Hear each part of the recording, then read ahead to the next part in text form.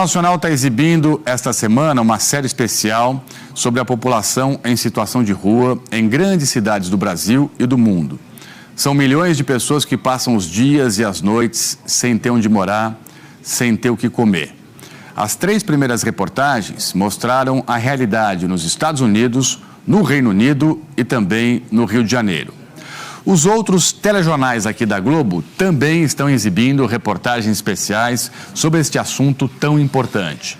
O Jornal da Globo falou da situação na Argentina, o Bom Dia Brasil mostrou os cidadãos sem teto em Portugal e aqui no Jornal Hoje você vai ver agora que essa é uma realidade também na Itália e não é de hoje. Há 2000 anos eles já eram presentes nas ruas de Roma, como revelam pinturas, desenhos e mosaicos da antiguidade. Na Idade Média, representavam 20% da população. E ainda no século XXI, a capital italiana continua com uma forte presença de pessoas em situação de rua. Ao longo do Tibre, no centro histórico, perto das lojas de luxo, dormindo em carros ou barracas, como a cozinheira Margarete Castro Miranda, que saiu do Brasil e acabou em Roma numa vida dura na sarjeta. Mas uma sarjeta limpa e perfumada. Margarete é a pessoa mais cheirosa das ruas da capital italiana. Tudo limpinho. É perfumada.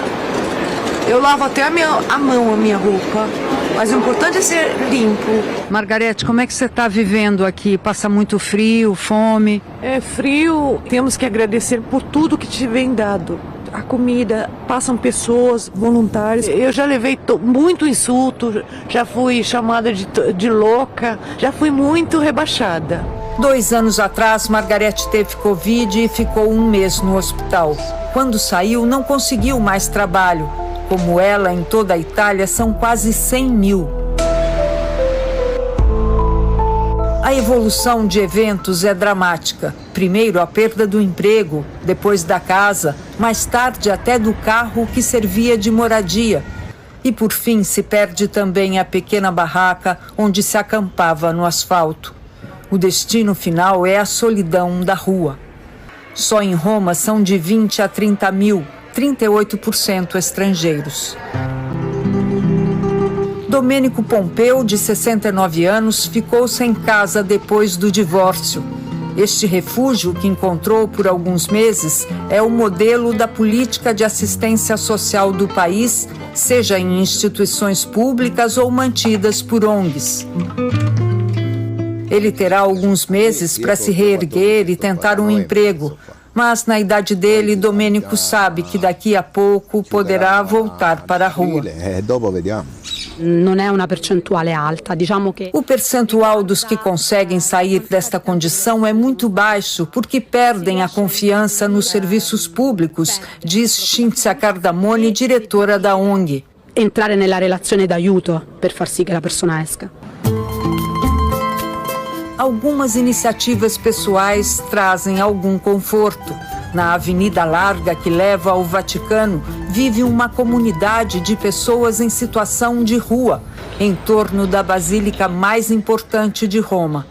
O Papa Francisco não ficou indiferente. Desde 2013, quando assumiu o pontificado, inspirado em direitos básicos como o direito à comida, ao banho e à roupa lavada, e tentando dar um pouco de dignidade às pessoas em situação de rua, o Papa Francisco vem financiando uma série de serviços só para elas. O mais conhecido é a lavanderia do Papa, com máquinas de lavar roupa à disposição, chuveiros e barbeiros. A maior autoridade do Estado italiano na área de assistência social, Barbara Funari, diz que depois da pandemia, o aumento do preço dos aluguéis vem empurrando impiedosamente as pessoas para a rua. O governo italiano acolhe 2.500 em programas que tentam recolocá-las no mercado de trabalho. A brasileira Margarete ainda não teve essa chance. O que você gostaria que acontecesse na tua vida? Eu gostaria que Deus me ajudasse a encontrar um emprego. Se é a vontade de Deus que eu volte para o Brasil, que eu pudesse escrever um livro um dia contando a minha história, porque é o meu sonho ajudar meus irmãos moradores de rua, porque sofrendo, me dizimando na minha pele o que significa ser morador de rua. Dureza, né? Só quem passa por isso, quem vive isso, sabe na pele, de fato, né? O que é. E essa situação perversa, né? De você não ser visto, não ser enxergado pelo próximo, né? Muito pelo contrário, muito preconceito, né? Muita intolerância, muita falta de amor, muita falta de empatia com quem passa por uma situação difícil assim. Tem um QR Code que aparece agora aí na sua tela, tá vendo? Que vai te levar para uma página especial do G1 com todas essas reportagens dessa série especial Vidas na Rua. Então você aponta a câmera do seu celular para esse QR Code e abre o link que aparece. A série vai terminar hoje à noite no Jornal Nacional com uma reportagem sobre a situação em São Paulo. Vamos aqui. Segundo as Nações Unidas, são milhões de pessoas vivendo em situação de rua no mundo.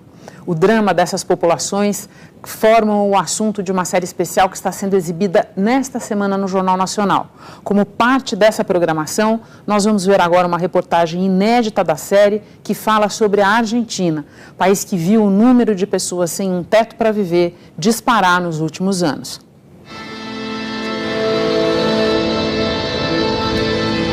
Mais da metade da população argentina está abaixo da linha da pobreza. Nos últimos 50 anos, o país enfrentou 8 crises econômicas graves. A inflação acumulada em 12 meses, de 276,4%, corrói a renda dos trabalhadores.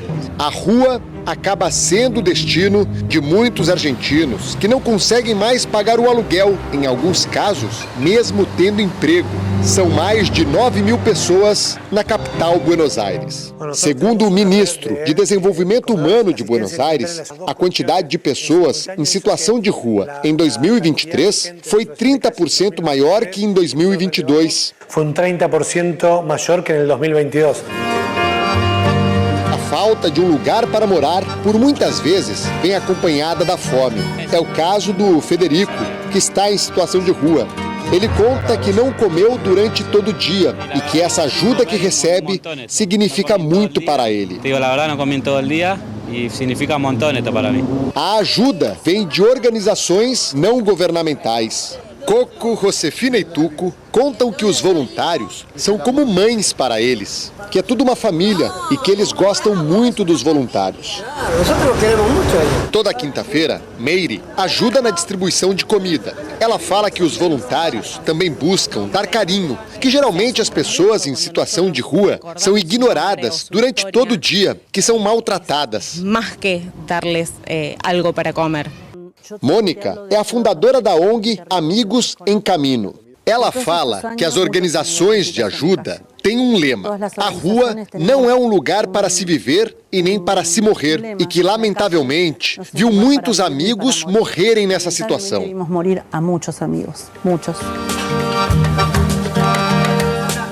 Na sede da ONG, voluntários recebem doações, preparam a refeição e, à noite, saem para distribuir. Durante a entrevista, Mônica pergunta se a câmera consegue mostrar que há uma fila de pessoas buscando comida, batendo na porta da ONG por uma refeição. E o que mais dói é que não são apenas pessoas em situação de rua, mas pessoas que têm casa, que vêm com muita vergonha pedir ajuda.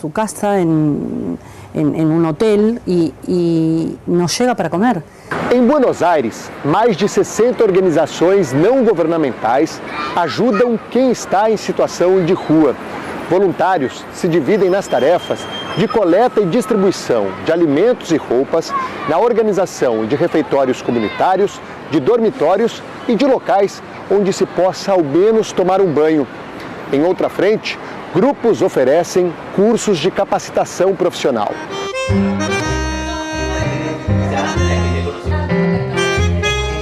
Diego conta que após a oficina, começou a ir melhor no trabalho. De não possuir nada, começou a ter um monte de coisas. Uma casa para viver, uma relação estável. Por isso ele diz que começou do zero. Empecé de cero. Malena é a idealizadora da Fundação Multipolar.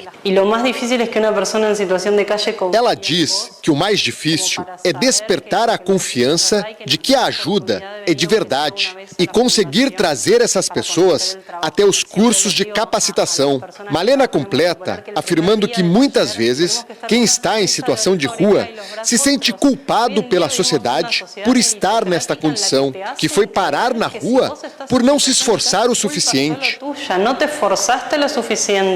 Tão importante quanto a capacitação é o acompanhamento psicológico. Marcela veio em busca de apoio. Ela diz que o fato de estar procurando emprego sozinha fazia com que entrasse num círculo vicioso, que todos os dias ia procurar. E se não ligavam para ela, era um não, algo frustrante, e que gerir a frustração não é fácil. Saber que se pode contar com a ajuda é fundamental para acabar com o isolamento e a sensação de invisibilidade. Paola, que está em situação de rua, disse que é preciso ser forte mentalmente, que há momentos bons e que há momentos ruins, e pensar que este é o ruim, mas que logo vai passar e o momento bom vai chegar. Com um sorriso no rosto, Coco completa, dizendo que eles são velhinhos, mas que se mantêm jovens, que ele tem vontade de viver ainda, e que só tem 69 anos.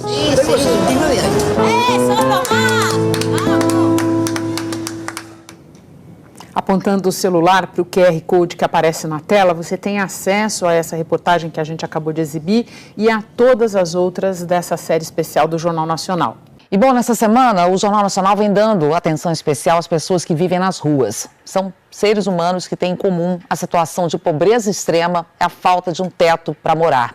E hoje a gente aqui no Bom Dia Brasil vai exibir uma das reportagens dessa série Vidas na Rua. É a reportagem que mostra essa realidade em Portugal. Vamos primeiro então chamar o Leonardo Monteiro ao vivo lá em Lisboa, porque Leonardo, bom dia para você. Essa é uma triste realidade aí também, né? A população de rua em Portugal vem aumentando. Infelizmente, Ana Paula, bom dia para você, bom dia a todos. O número por aqui aumentou quase 80% em 4 anos. São mais de 10 mil pessoas vivendo atualmente na rua.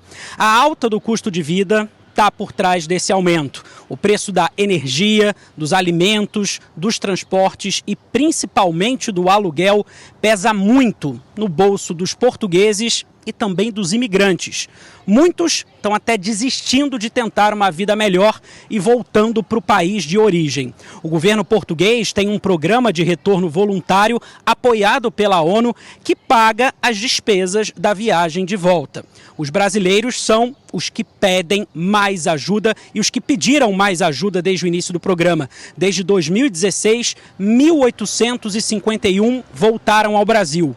Muitos outros ficaram por aqui e tentam e lutam para sair das ruas. Eu ouvi os relatos dessas pessoas, tanto de portugueses quanto de brasileiros, mas também encontrei iniciativas que dão esperança para elas. Vamos ver na reportagem. O endereço é o Largo da Igreja de Nossa Senhora dos Anjos, no centro da capital portuguesa. Aos poucos, aqui foi se formando um condomínio improvisado. Hoje são 13 barracas de lona.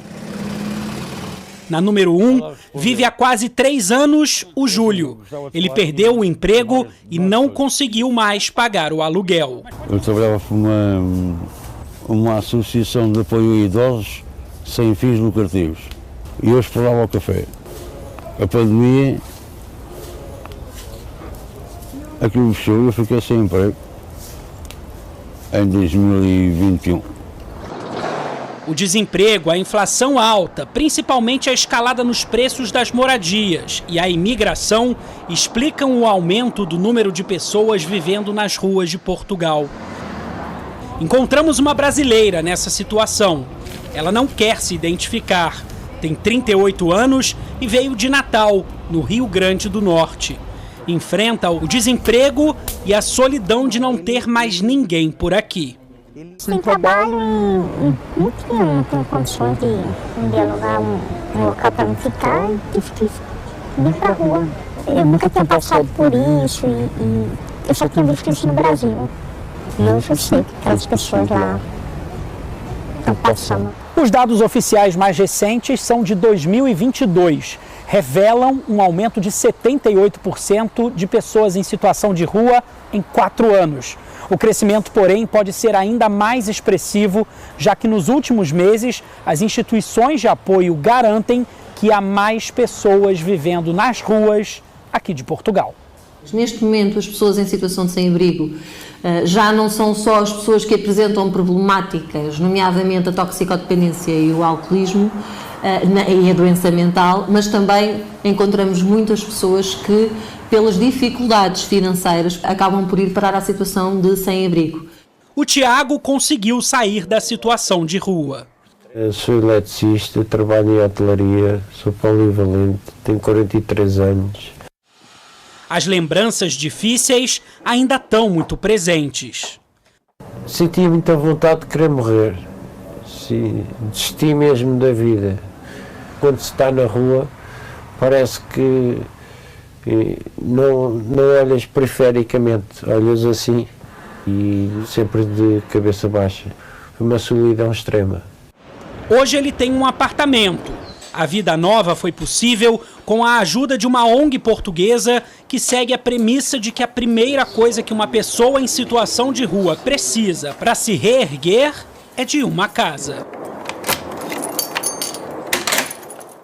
A princípio foi assustador. A mudança de entrar numa casa foi assustador, porque eu estava tão habituado a dormir no chão que os primeiros dias eu dormia no chão da casa em vez de dormir na cama.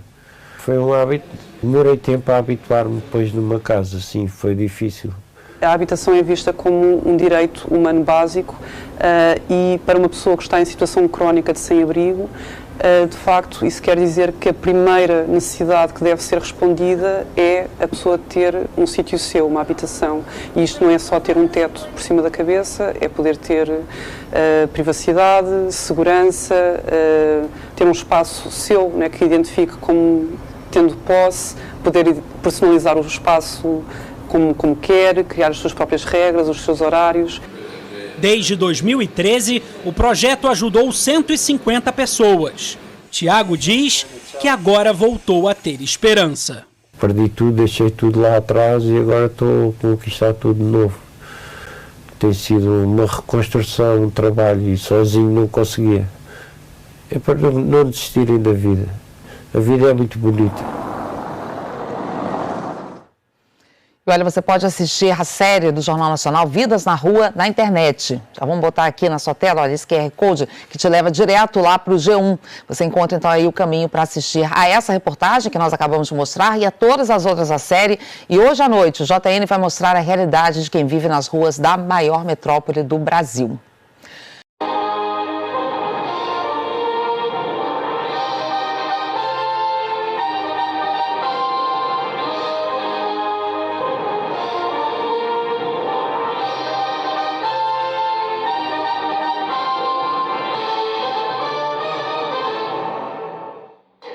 Nesta semana, o Jornal Nacional vai dar uma atenção especial para um assunto muito importante que afeta diretamente milhões de pessoas e indiretamente talvez todas as outras pessoas do mundo.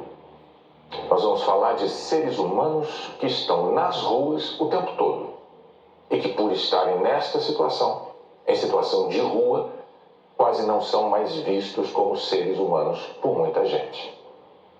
Essas pessoas estão no caminho das outras, em cidades de todos os tamanhos, mas são mais comuns nos maiores centros urbanos.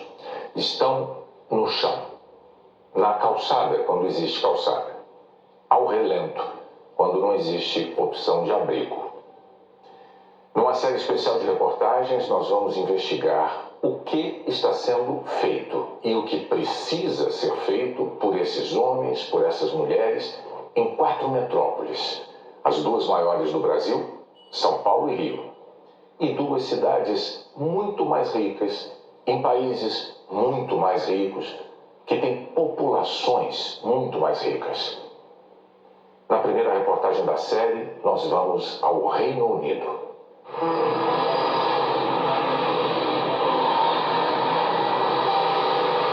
Londres, às vezes, dá suas pancadas. É bonita e rica, isso e aquilo, mas dá suas pancadas. Pablo chegou aqui sonhando alto. Abrir uma empresa, trabalhar bem, mandar dinheiro pra mãe, ter uma vida legal.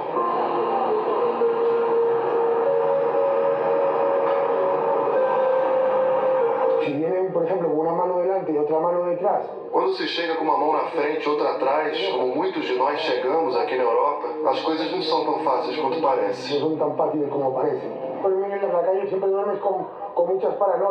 Dormir na rua é dormir cheio de paranoia. Você só ouve história perigosa, que podem colocar fogo em você. Faz 5 meses que ele dorme na porta de uma igreja. Esse país aqui enfrenta uma realidade que nos últimos anos desnorteou a vida do equatoriano Pablo e de tanta gente. A crise do custo de vida, que se aprofundou com a pandemia e a guerra na Ucrânia. Inflação recorde. O valor dos aluguéis e das hipotecas disparou. The average cost of renting. O custo médio do aluguel hoje aqui em Londres é de cerca de 1.500 libras por mês. Pode ser grande a luta para manter um telhado sobre a sua cabeça, diz Greg Hurst, diretor de uma ONG britânica que trabalha com pessoas em situação de rua. Just to keep a roof over your head. Ano passado, uma ONG contou, numa noite, quase 4.000 pessoas dormindo nas ruas da Inglaterra. Cada história, geralmente, um grande trauma. Aquele tem 2, violência doméstica e abuso sexual. As ONGs têm chamado a atenção para o aumento do número de mulheres dormindo nas ruas de Londres. Por outro lado, ao contrário do Brasil, não se vê criança nessa situação.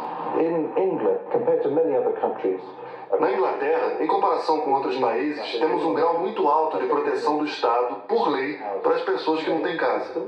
É um sistema caro, mas, em geral, muito humano. Pablo tem percebido também mais gente com muita experiência profissional dormindo na rua. Ele mesmo é quiroprata, fotógrafo, desenha, já foi garçom, gerente de bar, de restaurante, morou nos Estados Unidos, na Holanda, sempre trabalhando. No meio de toda a perturbação, ainda tem o frio. Quando é frio de verdade, perto ou abaixo de 0, as autoridades acionam um protocolo de emergência e levam as pessoas em situação de rua para acomodações temporárias.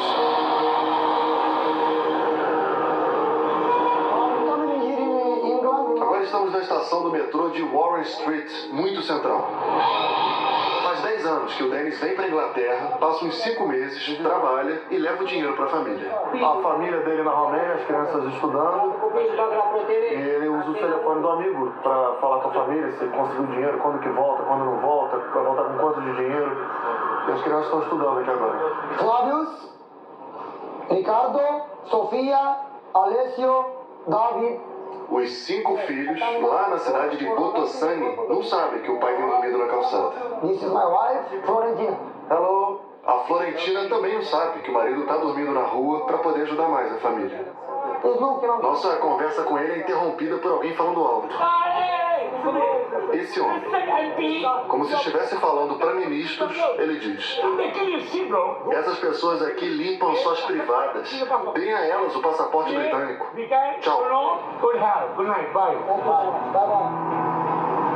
À noite, os romenos vão para frente desse mercado dormir.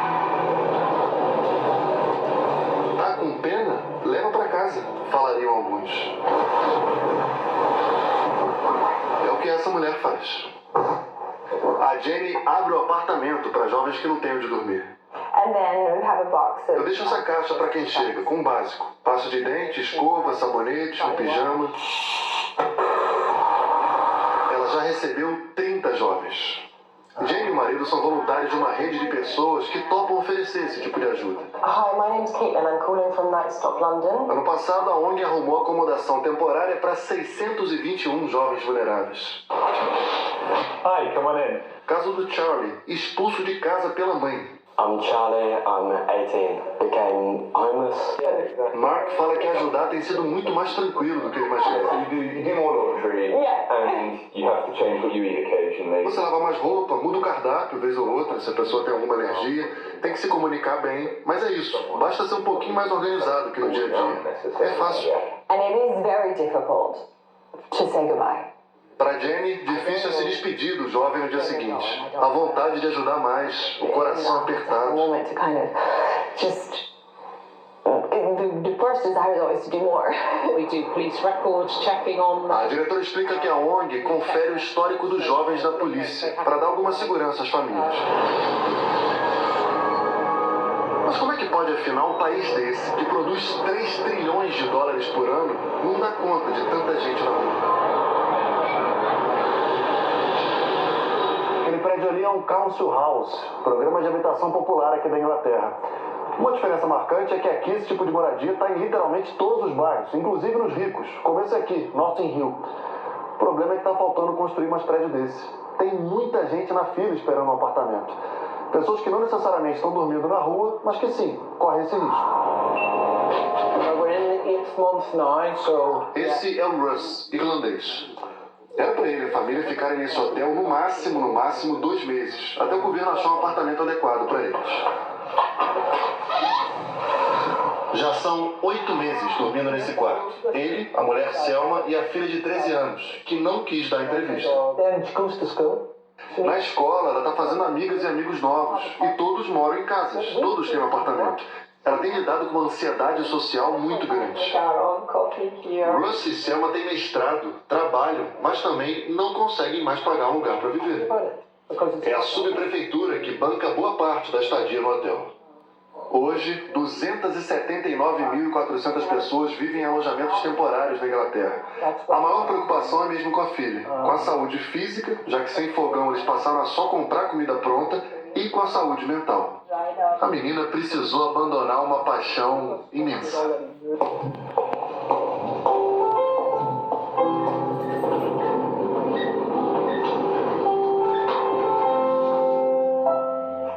O piano que ela tocava todos os dias está no galpão, esperando a família arrumar um novo teto. Sonhos guardados.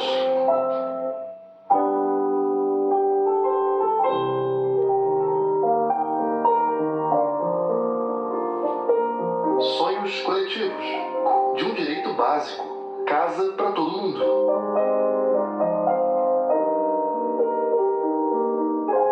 Sonhos. Desce o Big Ben atrás, lá, desce o Big Ben. Cuidar da mãe, ter a família por perto. E até que a vida volte ao eixo, lidar com menos discriminação. Ser olhado de outra forma.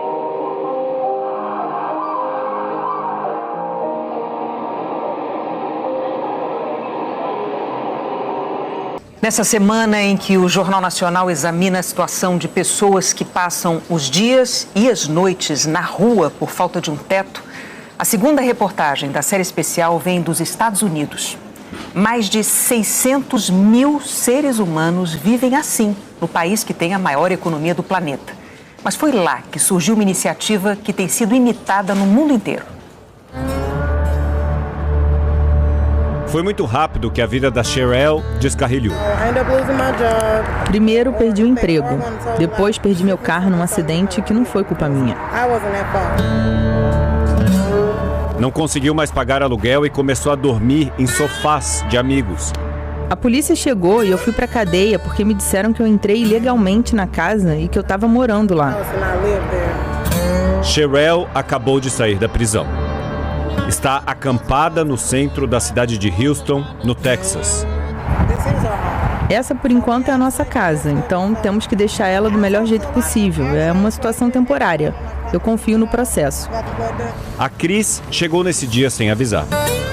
Acampamentos como esse aqui são proibidos pelo Estado. Então, o que essa organização faz é vir aqui conversar com as pessoas que estão morando na rua para tentar achar uma solução antes que a polícia chegue aqui e tente tirá-los para outro lugar. Hey guys, we're doing some outreach today. O pretexto para o início da conversa é entregar kits de produtos de primeira necessidade. O objetivo de verdade é conhecer a fundo histórias como a da Cheryl. Me ajudou muito a entender que essa situação acontece com todo tipo de gente. A Cris sai daqui e vai contar essas histórias para a chefe dela. Eu não posso acreditar que eu moro nos países mais ricos no mundo, mas tem gente que mora na rua. Ana nasceu em Belém do Pará, mas veio para cá ainda criança. Depois que se formou, começou a trabalhar num abrigo para mulheres em situação de rua. Eu fiquei pensando assim, como é que uma pessoa sai de um bebê e uma pessoa vai para frente, outra pessoa fica na rua? Era uma coisa que eu queria saber mais, por quê? A curiosidade virou motor de vida. Hoje ela coordena o dinheiro que chega do governo federal para a cidade de Houston para dar casa a quem precisa. Todo mundo é diferente. As coisas que eu preciso vai ser diferente das coisas que você precisa. A ideia é entender histórias como a da Sherelle e identificar de onde tirar o dinheiro para conseguir uma casa para ela. São várias organizações diferentes, cada uma trabalhando com um tipo de situação. A gente atende pessoas que tenham algum tipo de deficiência e que estejam morando na rua há mais de um ano. A organização da Yolanda também atende casos de estresse pós-traumático. Alguém que tenha lutado em uma guerra e tenha sofrido danos irreparáveis, por exemplo. Meu aniversário de 20 anos foi no Afeganistão. Eu vivia com medo de não saber se veria o dia seguinte porque estava lutando uma guerra. Quando voltou, não conseguiu mais esquecer do que viu. Fred perdeu o controle e acabou morando na rua. Foi quando a Yolanda apareceu. Eles me falaram que eu tinha uma deficiência. Em algumas semanas, me colocaram nesse apartamento. A política oficial do governo americano é Housing First, que significa casa em primeiro lugar. É muito difícil uma pessoa estar morando na rua, estar morando num abrigo, tentar pegar trabalho. Se eu estivesse morando debaixo de uma ponte, como é que eu vou tomar banho? A única coisa que a pessoa está pensando é: hoje eu tenho que sobreviver. Onde que eu vou dormir? Onde que eu vou comer? Por isso, a verba federal é repassada para pagar o aluguel de pessoas em situação de rua e só depois prestar outras assistências necessárias. O que funciona é ajudar as pessoas a cruzar essa barreira.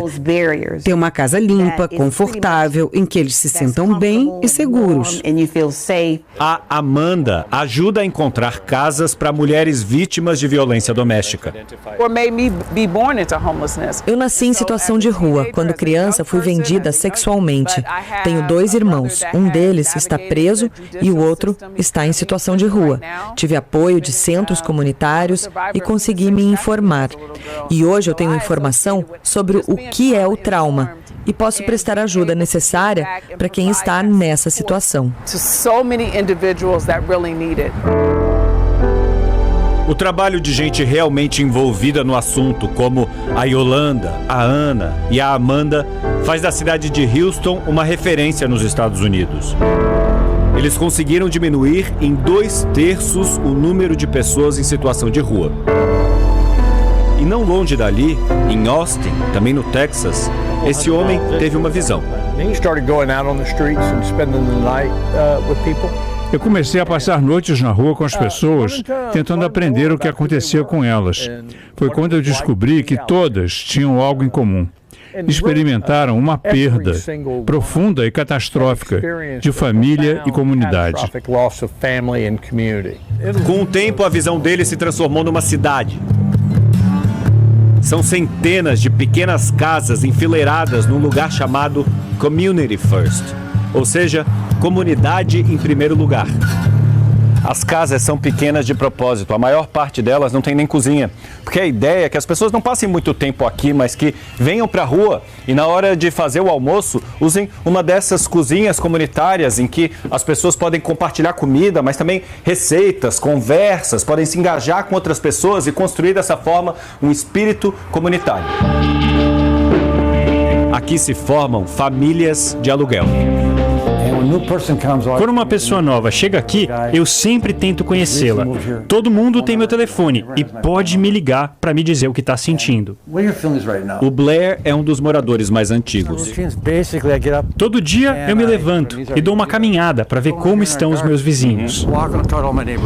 Todo mundo aqui paga cerca de $400 por mês de aluguel. Numa cidade em que um apartamento de um quarto sai por 1.800 mensais. Então todo mundo aqui tem que ter uma fonte de renda, seja pensão do governo ou um trabalho. É possível trabalhar aqui mesmo, na horta, por exemplo. Todo domingo nós colocamos as mesas aqui com vegetais e ovos. As pessoas têm comida de graça e as pessoas que trabalham podem ter uma renda. A comunidade é mantida com doações de empresas. Apenas uma parte do dinheiro vem do governo. E quem trabalha com pessoas em situação de rua sabe que a grande maioria precisará de assistência pela vida toda. O Fred é um caso raro. Conseguiu se reerguer, teve um filho e pediu para que o governo deixe de pagar o aluguel dele. Eu estou feliz agora e acho que o que eu coloco de positivo no universo volta para mim. A crise nos Estados Unidos está longe de ser controlada. Hoje são mais de 650 mil pessoas nas ruas em todo o país, mais do que o dobro do Brasil. Você não tem que ser um vagabundo para estar em situação de rua. Eu estou nessa situação e tenho trabalho e pessoas trabalhando para mim. Como vou pagar um aluguel de $2.500 por mês? Em Nova York, todo mundo tem direito a um abrigo para passar a noite. Mas o Juan conta o que a gente ouve muito, que lá é violento, ele já foi roubado, por isso prefere ficar na rua. Eu estou fugindo de um casamento em que eu era ameaçada. Eu estava morando num abrigo, mas fui expulsa porque me neguei a me prostituir. São muitas histórias distintas. O mais fácil pra gente é não olhar. Pra não sermos nunca lembrados que se essas pessoas não têm família, a família delas somos nós.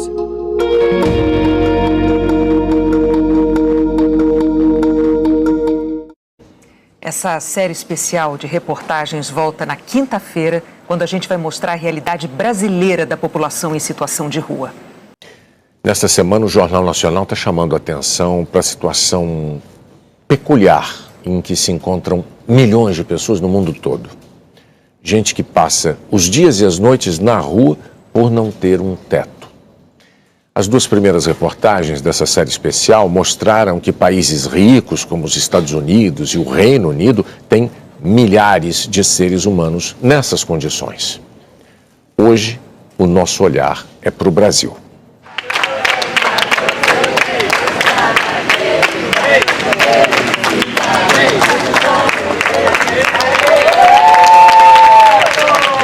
Uma vez por semana, a praça em Copacabana é o que foi feita para ser.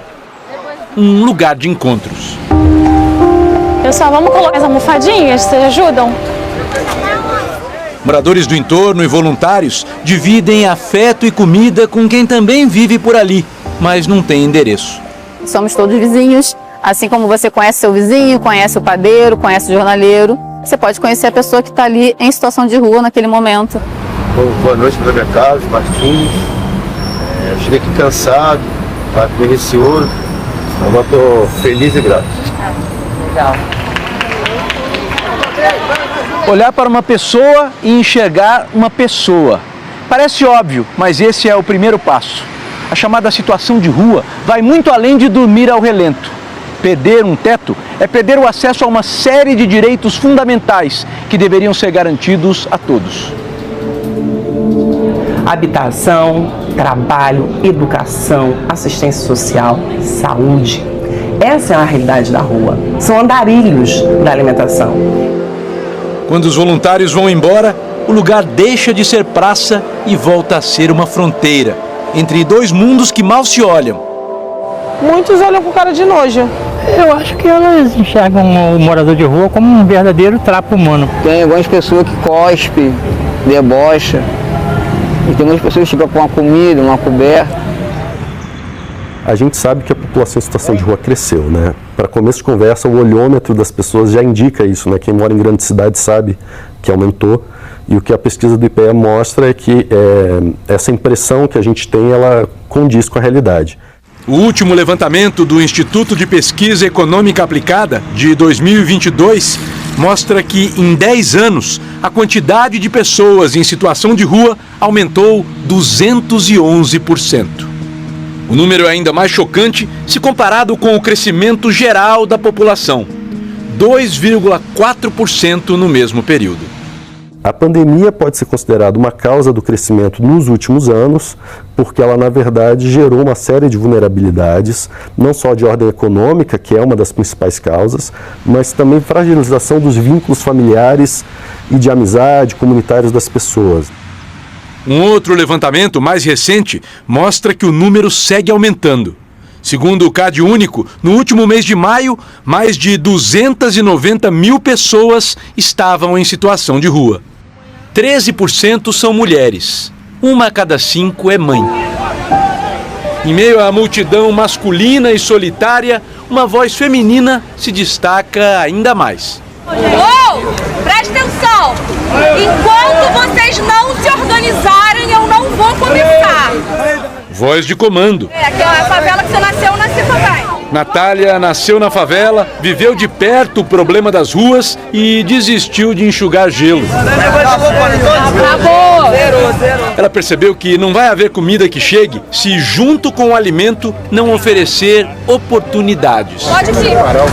E é uma lenda, é um absurdo quando fala que a população em situação de rua não quer trabalhar. Pra gente é o que eles mais pedem. Mas nessa busca, muitas vezes a porta se fecha logo na primeira linha da ficha de emprego. Que endereço é esse? Abrigo? Não. Como que uma pessoa em situação de rua, por exemplo, vai numa entrevista de trabalho? Ele não tem roupa, então a gente tem que viabilizar a roupa. A gente precisa, como inúmeras vezes, toma aqui, vamos lá cortar seu cabelo para você chegar na entrevista apresentável. De roupa nova, cabelo cortado e barba feita, Arquimedes relembra os tempos em que tinha casa, família, 3 filhos e trabalhava numa grande empresa. Quando eu separei de lá pra cá, minha vida começou a decair, né? Devagarzinho, mas decaiu, entendeu? Você não percebe, mas vai decaindo devagarzinho. Ele não percebia que estava doente, alcoolismo. Quando eu vi, eu já estava no papelão, deitado no papelão enrolado. Na calçada se equilibrava entre os olhares tortos e o desprezo. Passei muita fome. Eu passei muita fome. Eu passei. Eu pedi um pão, ninguém me dava, cara. Ele nunca desistiu de tentar um emprego.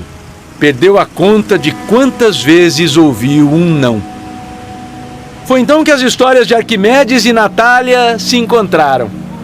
Não tinha R$1 no bolso. Recorria a quem? Recorria a Natália.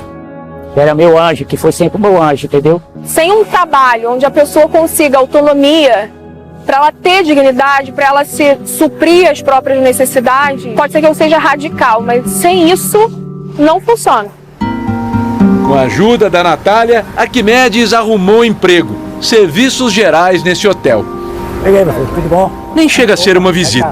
Ele está de licença, enquanto se recupera de uma cirurgia que foi paga pelo plano de saúde da empresa. Para quem tinha o céu como telhado, a vida deu uma reviravolta completa.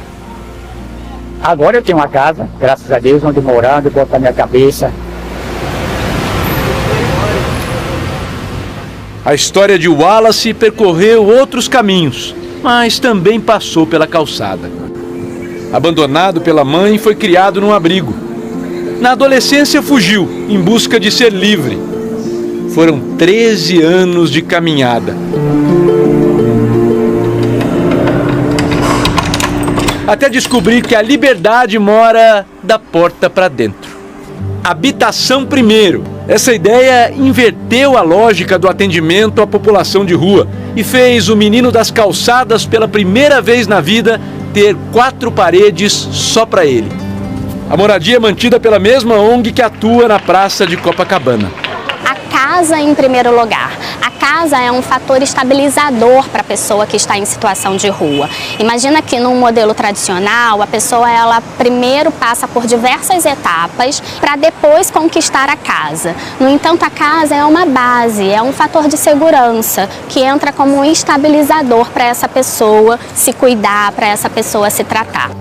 Wallace tem a responsabilidade de cuidar desse pedacinho do mundo e a oportunidade de decorar o próprio espaço. O que ilumina a casa é o sorriso do morador. Para mim se adaptar aqui dentro foi durante 3 meses sem se adaptar. Eu não estava acreditando que eu estava dentro de uma casa que seria minha. Um cômodo, cozinha e banheiro. Um novo mundo para quem nunca se acostumou a dormir no chão duro da rua. O que você mais gosta da tua casa? É a cama. Porque antigamente eu dormia no papelão, tinha vez que não tinha como achar um papelão devido à chuva. Hoje em dia agora a cama para mim está sendo... No canto oposto, um objeto igualmente importante. O diploma de cozinheiro, um pedaço de papel capaz de transformar uma vida. O fogão é bem velhinho, deixado pelo antigo morador. Mas é aqui que o Wallace prepara quentinhas para distribuir pelas ruas. Quem ganhava comida hoje oferece. Uma honra estar aqui experimentando a comida que você faz e conhecendo seu talento, viu? Obrigado. Bom apetite para nós.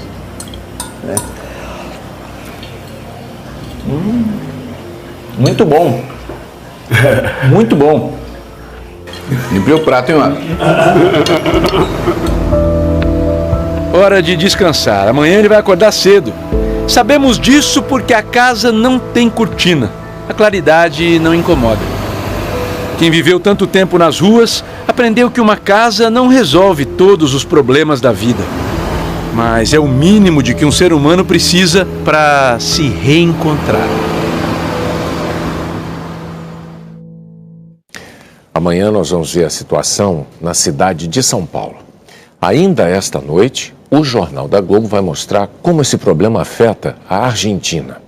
Amanhã, o Bom Dia Brasil vai apresentar o quadro dos cidadãos sem teto em Portugal. E no Jornal Hoje, pessoas em situação de rua também na Itália.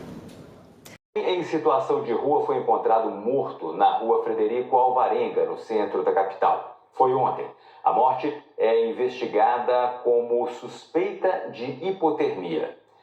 Desde o fim de semana, a capital voltou a enfrentar as baixas temperaturas na cidade. Os termômetros chegaram a marcar 13,7 graus ontem, a maior temperatura desde o dia 3 de julho, quando foram registrados 12,6 graus. E os mais afetados são aqueles em condição de maior vulnerabilidade. As palavras faltam diante da dificuldade. Esses dias ontem estava frio, hoje está frio de novo, chovendo. São em dias como o de hoje, com as temperaturas lá embaixo, que os abrigos se tornam uma das poucas opções para proteger do frio quem tem a rua como casa. O problema é que não há vagas para todo mundo. Segundo a Prefeitura de São Paulo, atualmente 32 mil pessoas vivem em situação de rua na capital. Em contrapartida, há 26 mil vagas em abrigos disponíveis por toda a cidade. Ou seja, o suficiente para 80% da população que precisa dos equipamentos. Diante dessa situação, nas últimas semanas, foram abertas cerca de 1.500 vagas emergenciais. O Genivaldo está na rua há mais de 10 anos e diz que na última noite não conseguiu vaga num albergue da prefeitura. A informação é o seguinte, é um descaso total em solicitação para abrigo. Só fala que não tem vaga, que vai passar 5h30, que vai passar 6 horas, que não sei o quê. Tudo mentira. Essa daqui é a rua Frederico Alvarenga, que fica na região central da capital. E bem aqui também fica a UBS Sé, onde vários moradores utilizam essa calçada como cama. Na manhã de ontem, uma dessas pessoas em situação de rua foi encontrada exatamente nesse ponto aqui, sem vida. A morte dele foi registrada como morte suspeita e a polícia está investigando o caso. A investigação vai apontar se o frio foi uma das causas da morte. Este já é o 6º caso que o SP2 mostra. Outras 5 mortes suspeitas ainda são investigadas pela polícia. A maioria de pessoas em situação de rua que vivem na região central da capital. E para quem não tem para onde ir, dormir na rua é estar sempre em alerta. Na rua, ninguém consegue dormir na rua. Eu mesmo não durmo na rua, não.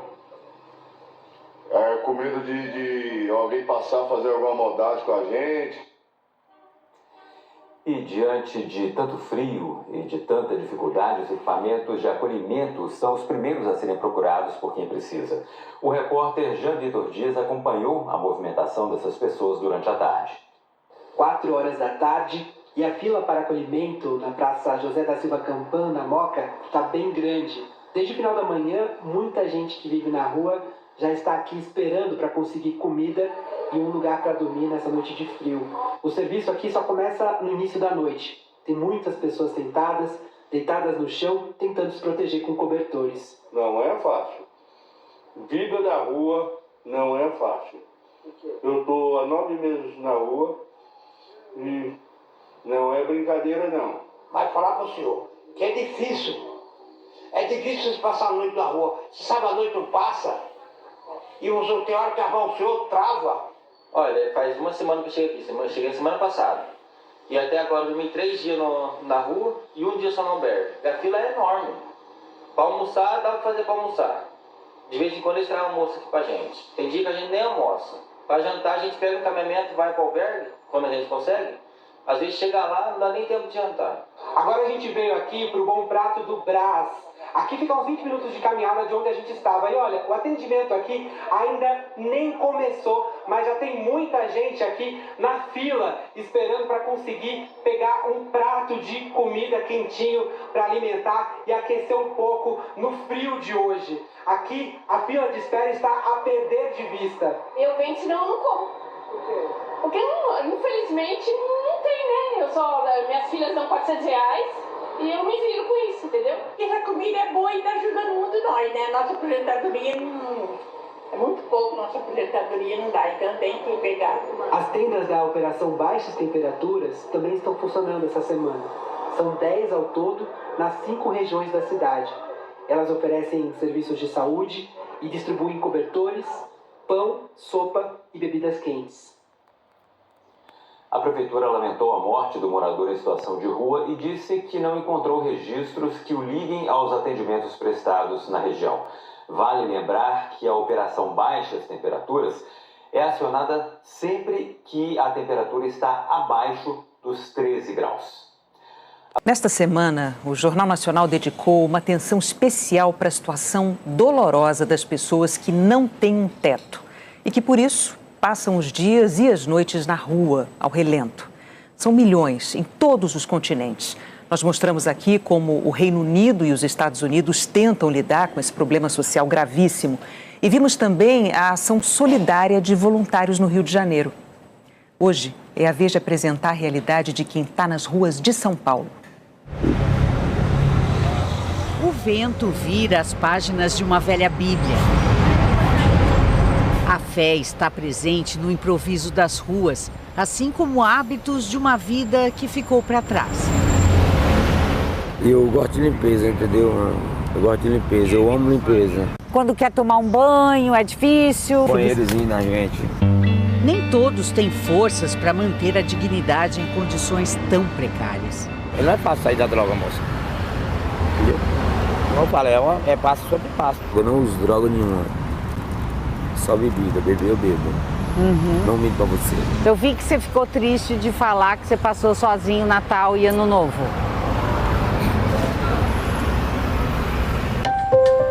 Ter uma família sem ter um teto aperta forte o coração de mãe.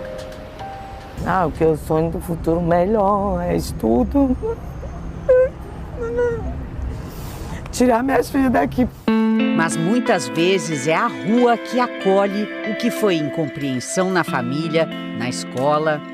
Eu era tão diferente dos outros. Só em 2022, quando eu já estava em situação de rua, um amigo, ele me explicou sobre o transtorno do espectro autista. Há também a vergonha do passo errado.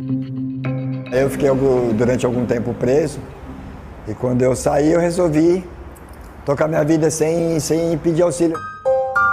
E a vida transformada ao perder a fonte de sustento. O principal fator para ter me levado para a situação de rua foi o desemprego. Francisco, Emerson, Gisele e sua família, Tarik, Roberto, Viviane. São alguns dos rostos de tanta gente que está ou já esteve em situação de rua. Há 24 anos, um grande esforço foi feito para contar uma a uma as pessoas vivendo nas ruas de São Paulo. Eram 5.013 e mais 3.693 em albergues, 8.706 no total. Hoje as estimativas variam, 31.000 segundo a Prefeitura e 76.000 segundo pesquisa com dados do CadÚnico. A Prefeitura informa ter cerca de 24.000 vagas em centros de acolhidas, hotéis, repúblicas e imóveis temporários. Há décadas, a economista Silvia Schor coordena censos e estudos sobre população de rua, que ela vê aumentar junto com o desemprego, desigualdade e o custo da moradia. A condição de rua é inaceitável. Por quê? Porque é a negação de condições mínimas que permitem às pessoas se tornarem cidadãos. A terra está ficando escassa nas favelas. Os proprietários estão cobrando aluguel. Você tem uma conjugação de condições que estão realmente fazendo com que a solução rua esteja se tornando a única alternativa que um grupo grande de pessoas está conseguindo ter. De alguns poucos fumando os primeiros cachimbos de crack no início dos anos 1990, há uma multidão de usuários.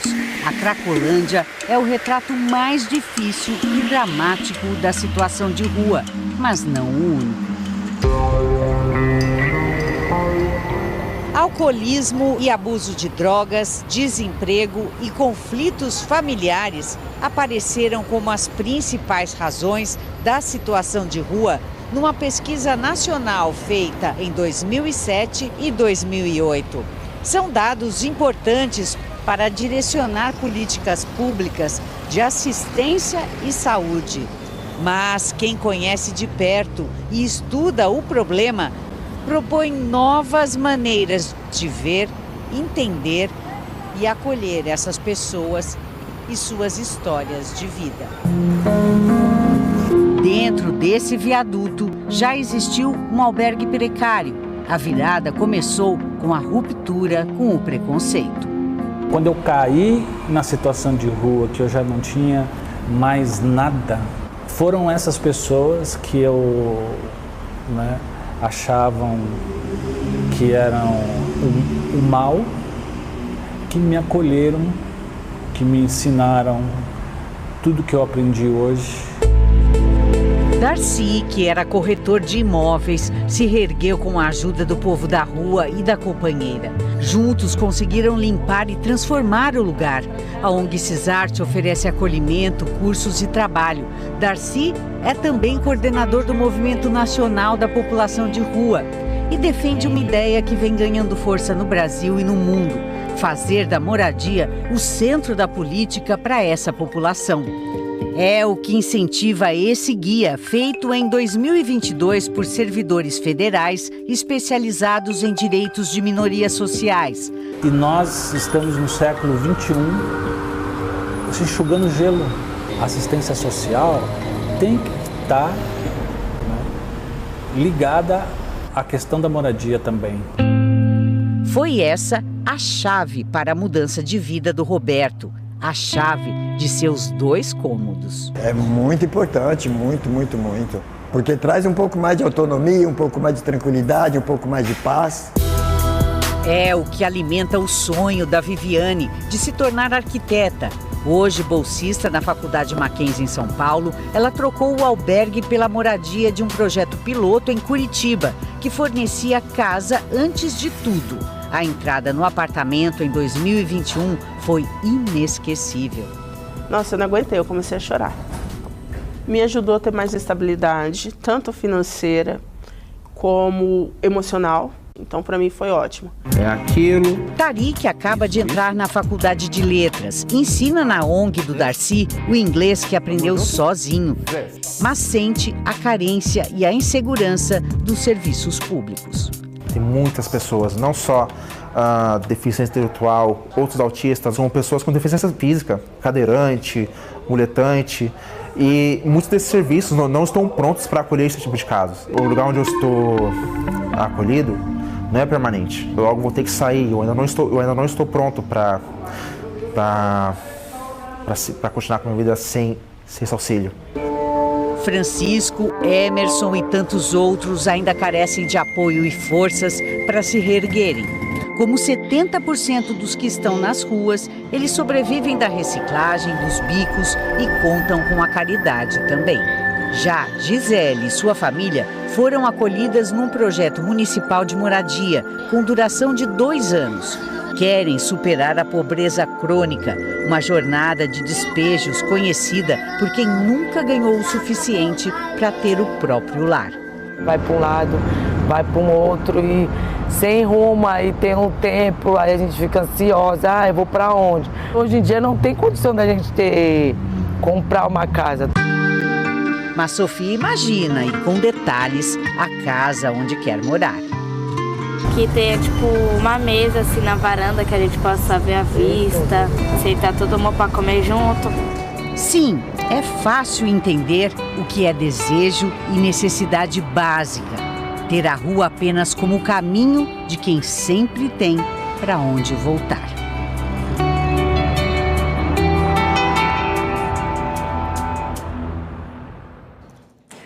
Se você pode e quer ajudar as organizações que apareceram nas reportagens e outros projetos que trabalham com população em situação de rua no Brasil, você pode ir até a página na internet praquemdoar.com.br. Lá você encontra instituições confiáveis que vão levar a sua ajuda a quem precisa.